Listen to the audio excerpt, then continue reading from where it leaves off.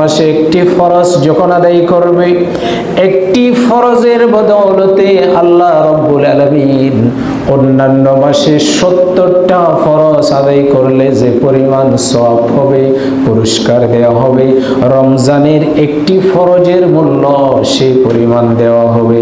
সুবহানাল্লাহ। রমজানের একটি ফরজ অন্যান্য মাসে অর্থাৎ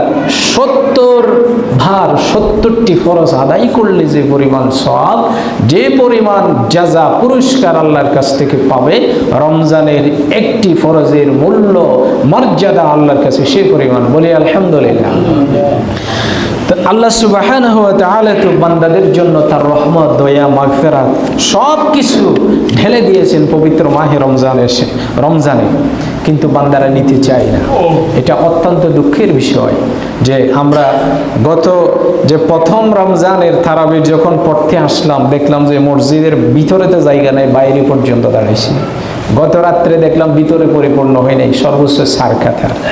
এমনকি গতকালকে জুহুরের নামাজ পড়ছে ঈদগাহ বাজারের মসজিদে, মানে যারা জামাতের সাথে ভিতরে নামাজ পড়ছে এরা বের হতে পারতেছে না। ওই বাহিরে একটা জায়গা আছে না, একদম নিচে জুতা স্যান্ডেল মানুষে হাঁটাহাঁটি করে দেয়, ওখানে পর্যন্ত দাঁড়িয়ে নামাজ পড়তেছে। মানে এই নামাজের জন্য ভিতরেরগুলো বাইরে হতে পারতেছে না। কিন্তু যদি আজকে যান বা কালকে যান জুহুরের সময়, এগুলার আর পাবেন না। তার মানে এখন ইবাদতটা মানুষের কাছে মানে মৌসুমের মতো হয়ে যায়, জোয়ার বাটার মতো হয়ে গেছে গা।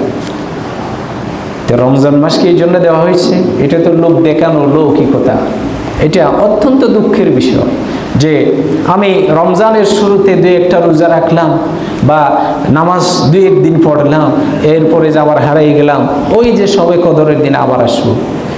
এটা হচ্ছে ইবাদতের নামে, মানে আরেকটা হচ্ছে তামাশা। এই ধরনের মানুষ যারা আছে, যাদের এই অভ্যাস আছে, আল্লাহ তাদেরকে হেদায়েত দান করুক, সবাই বলে আমিন। এদেরকে বুঝ দান করুক, সবাই বলে আমিন। আমরা এদের জন্য দোয়া ছাড়া আর কিছু করতে পারি না। এদেরকে তো পিটাইতে পারবো না, এটাতে গরু ছাগলের মতো তো আমরা এদেরকে মানে সরাইতে পারবো না। এদের জন্য দোয়া করি, আল্লাহ এদেরকে বুঝার তৌফিক দান করুক, সবাই বলে আমিন। মানে আল্লাহ যে রহমতগুলা তার বান্দাদের জন্য ঢেলে দিয়েছেন, এগুলা মানুষ নিতে চায় না, মানে সামান্য করে এরপরে আবার হারিয়ে যায়। এরপরে রমজান মাসে আল্লাহ সুবহানাহু ওয়া তাআলা 5টি বৈশিষ্ট্য রেখেছেন। 5টি বৈশিষ্ট্য সম্পর্কে রমজানের ফজিলতের ভিতরে একটি হাদিস এসেছে। এই হাদিসের মুসনাদে আহমদের ভিতরে একটি হাদিস এসেছে। আমরা সেই হাদিস থেকে আপনাদের সামনে 5টি বৈশিষ্ট্যের কথা বলবো রোজাদারদের সম্পর্কে। প্রথম নম্বর বৈশিষ্ট্য হচ্ছে যে ইন্না খুলুফু ফামিস-সাইমি আতিয়াবু ইনদাল্লাহি মিন রিহিল মিস্ক। রোজাদারের সুগন্ধ, মুখ থেকে যে দুর্গন্ধ আসে, এটা মেস্ক আম্বরের চাইতেও কিয়ামতের মাঠে এটা অনেক সুগন্ধটা ছড়াবে। বলি আলহামদুলিল্লাহ। এখন তো আমরা দুর্গন্ধই দেখতেছি, কিন্তু কিয়ামতের মাঠে এটা কি হবে? কথা বলেন না, কিয়ামতের মাঠে কি হবে? সুগন্ধ হবে, মেস্ক আম্বরের চাইতে সুগন্ধ হবে কিয়ামতের মাঠে। রোজাদারদের মুখ থেকে বের হবে সেটা, এটা কিয়ামতের মাঠে ছড়িয়ে পড়বে। এটা যখন তার পাশে অন্যান্য যখন বেঈমান থাকবে, জাহান্নামী থাকবে, তারা আফসোস করবে যে তার সুগন্ধগুলা কিভাবে তার মুখ থেকে বের হচ্ছে, রোজাদারের মুখ থেকে। আল্লাহ সুবহানাহু ওয়া তাআলা আমাদেরকে সেই সুগন্ধিওয়ালা যুক্ত রোজাদার ঈমানদারে পরিণত করে দিন, সবাই বলে আমিন। এরপরে আল্লাহ রাসূল সাল্লাল্লাহু আলাইহি ওয়াসাল্লাম যারা সিয়াম পালন করে, যে ইন্নাল মালাইকাতু তাস্তাগফিরু লাহুম হাত্তা ইফতিরু। 2 নম্বর মর্যাদা হচ্ছে যিনি রোজা রেখেছে ইফতারের সময় আসা পর্যন্ত, ইফতার করা পর্যন্ত, অর্থাৎ রোজা ভাঙা পর্যন্ত, ইফতারের সময় আসা পর্যন্ত আল্লাহর সমস্ত ফেরেশতারা তার রোজাদার বান্দার জন্য দোয়া করতে থাকে। বলি আলহামদুলিল্লাহ। আচ্ছা, রোজাদার যিনি আছে তার জন্য ফেরেশতারা দোয়া করতেছে। এখন যে বিপরীত চিন্তা করেন, যে রোজা রাখলো না অথচ শরীর ঠিক আছে, সুস্থতা পারে, সব ঠিক আছে, কিন্তু অভ্যাসের কারণে, শয়তানের কারণে রোজা রাখে নাই, ফেরেশতারা কি তার জন্য দোয়া করবে নাকি বদদোয়া করবে? বদদোয়া করবে না? অবশ্যই করবে। যে কোনো মুহূর্তে তাদের উপরে বিপদ মুসিবত আসতে পারে। যারা এই রমজানের এই মহা বরকতময় নিয়ামত পাওয়ার পরেও যারা এভাবে অবজ্ঞা করতেছে, অবহেলা করতেছে, নাফরমানি করতেছে, অবাধ্য হচ্ছে আল্লাহর, তাদের উপরে যে কোনো মুহূর্তে বিপদ আপদ আসতে পারে। আল্লাহ এদেরকে বোঝার তৌফিক দান করুক, সবাই বলে আমিন। এদেরকে রোজাদার ইমানদার বানানোর জন্য আমরা আল্লাহর কাছে হেদায়েত কামনা করি। আল্লাহ এদেরকে হেদায়েত দান করুন, আমিন। এরপরে আল্লাহ সুবহানাহু ওয়া তাআলা এই যে অমান্য যারা করে তাদের বিষয়ে সূরা তাহরিমের 6 নম্বর আয়াতে এসেছে, লা ইয়াসুনাল্লাহ মা আমারাহুম ওয়া ইয়াফআলুনা মা ইউমারুন, মানে যারা আল্লাহর নির্দেশকে যারা অমান্য করে, আল্লাহর আদেশ যারা পালন করে না, তাদের উপরে যে কোনো সময় যে কোনো বিপদ মুসিবত আসতে পারে। তা আল্লাহ আমাদেরকে এই বিপদ মুসিবত থেকে আমাদেরকে বাঁচার তৌফিক দান করুক, সবাই বলে আমিন।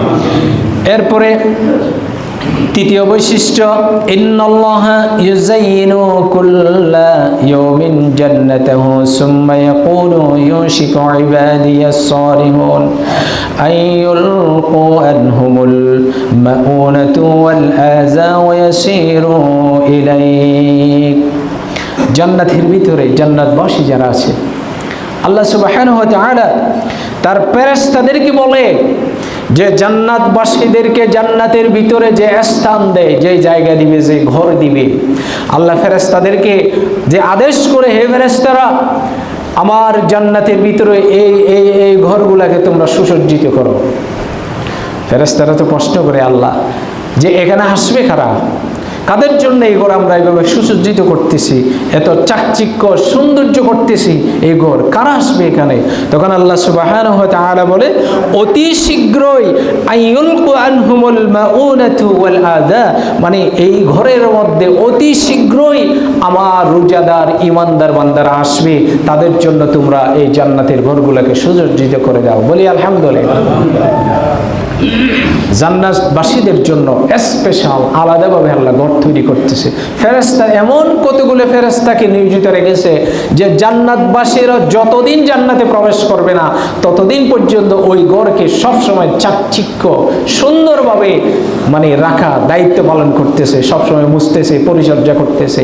এইরকম করে আল্লাহ সুবহানাহু ওয়া তাআলা জান্নাতের ঘরগুলাকে কিছু ফেরেশতাদেরকে নিয়োগ দিয়ে রেখেছেন জান্নাতবাসীদের জন্য। আলহামদুলিল্লাহ। আল্লাহ আমাদেরকে সেই রোজাদার ইমানদার বান্দাদের ভিতরে শামিল করুন, সবাই বলে আমিন। এরপরে চতুর্থ নাম্বার, ইন্না মারাদাতুশ শায়াতিনি ইউসফাদুন। এরপরে ইমানদারদেরকে যেন ডিস্টার্ব করতে না পারে, ইমানদারদেরকে যেন কুমন্ত্রণা দিতে না পারে, সেজন্য আল্লাহ রাব্বুল আলামিন শয়তানকে একেবারে শিকল দিয়ে বেঁধে রেখেছে, যাতে শয়তান যেন মানুষকে ধোঁকা দিতে না পারে। এরপরে ৫ নাম্বার, ইন্নাল্লাহা ইয়াগফিরু উম্মাতা